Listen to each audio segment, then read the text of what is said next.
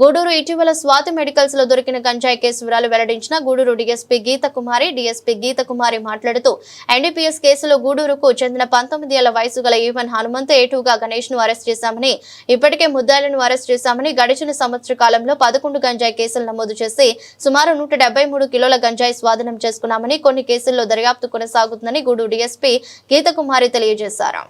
ప్రజలకు మరియు మీడియా మిత్రులకు నా నమస్కారాలు.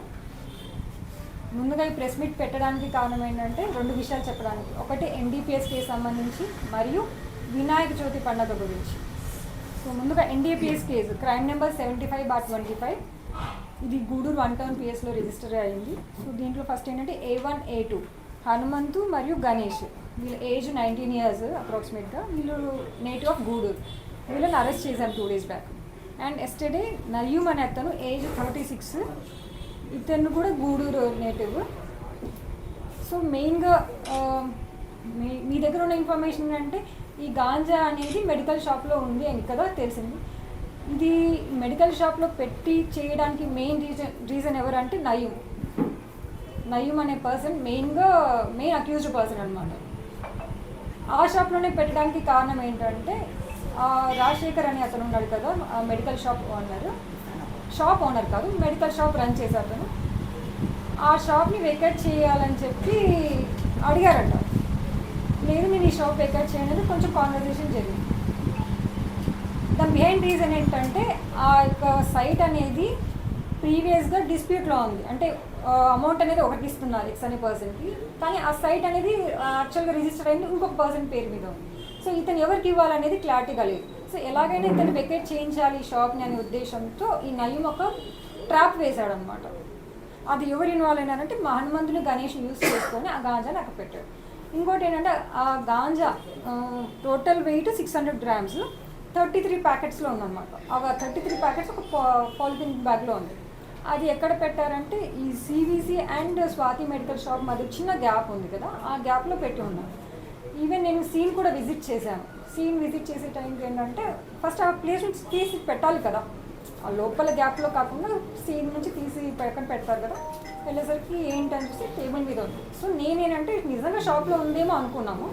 బట్ ఏంటంటే ఆఫ్టర్ థరో వెరిఫికేషన్ చూస్తే ఏంటంటే అతని దగ్గర లేదు, చిన్న గ్యాప్లో ఉంది, ఆ 2 షాప్స్ మధ్య గ్యాప్లో ఉంది.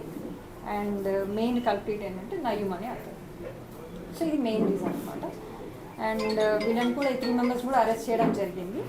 ఫర్దర్గా as per merits investigation continue చేస్తారు. అండ్ ఇందులో భాగంగానే మేము ఈ 1 yearలో nearly 173 cases of ganja seize చేశాము. ఓకే, ఇవి 11 cases ఉన్నాయి. ఈ 11 casesలో 173 kgs ఆఫ్ గాంజా సీజ్ చేయడం జరిగింది. ఈ కేసెస్ కూడా అటు వేరే స్టేజెస్లో ఉన్నాయన్నమాట. ఒకటి అండర్ ఇన్వెస్టిగేషన్స్లో ఉంది, కొన్ని ఏమో అక్యూజ్డ్ పర్సన్ అరెస్ట్ చేసే స్టేజ్లో ఉంది, కొన్ని చోట్ల ఏంటంటే FSL రిపోర్ట్ పెండింగ్, ఇట్లా వేరే స్టేజెస్లో ఉన్నాయన్నమాట. అండ్ రీసెంట్గా ఏంటంటే ఈ గాంజా అనేది కంప్లీట్గా ట్రాన్స్పోర్ట్ చేయకూడదు, కన్జ్యూమ్ చేయకూడదు, అమ్మకూడదు, ఇవి ఏవి చేయడానికి ఈగల్ అనే టీం కూడా ఉంది. అది ఎట్లా అంటే స్టేట్ వైడ్ ఉంది, డిస్ట్రిక్ట్ వైడ్, సబ్ డివిజన్, ఇట్లా చాలా వేరియస్ లెవెల్స్లో కూడా టీమ్స్ ఫామ్ చేస్తున్నారనమాట.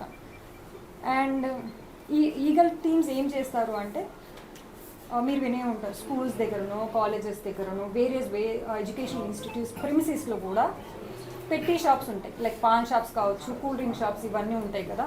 ఇక్కడే కానీ టొబాకో రిలేట్ కావచ్చు, గాంజా రిలేటెడ్ కావచ్చు, అవి ఇంకా మోడిఫైడ్ ఫార్మ్స్ కూడా కావచ్చు. ఇవి ఏవి అమ్మకూడదు, కొనకూడదు. ఒకవేళ అలా ఏదైనా ఉంటే మాత్రం చట్టరీత్యా చర్యలు తీసుకుంటాం. సో ఈ ఈగల్ టీమ్స్ హెల్ప్ తీసుకొని మేము చాలా కాలేజెస్కి, స్కూల్స్కి కూడా విజిట్ చేసాము. వాళ్ళకు కూడా అవేర్నెస్ క్రియేట్ చేశాము. ఇలా మీకు ఏదైనా సమాచారం ఉంటే కూడా ఇమీడియట్గా మాకు ఇన్ఫార్మ్ చేయమని కూడా చెప్పాను. అండ్ ఇందులో భాగంగానే డ్రగ్ హాట్స్పాట్స్ అనమాట. కొన్ని అబాండన్డ్ ప్లేసెస్లో, అంటే ఐసోలేట్ ప్లేసెస్లో కానీ, పాతబడిన బిల్డింగ్స్లో కానీ ఉంటాయి కదా, అక్కడ కూడా ఎవరన్నా తీసుకుంటున్నారు అని సమాచారం ఏదైనా ఉన్నా కూడా ఇమీడియట్గా ఇవ్వమని చెప్పాము. అవి కూడా మేము డ్రోన్ సర్వేలెన్స్ ద్వారా కూడా ఐడెంటిఫై చేసాము. ఎక్కడ ఏంటి తీసుకున్నారు, ఈ మత్తు పదార్థాలు ఏంటని కూడా ఐడెంటిఫై చేసాము.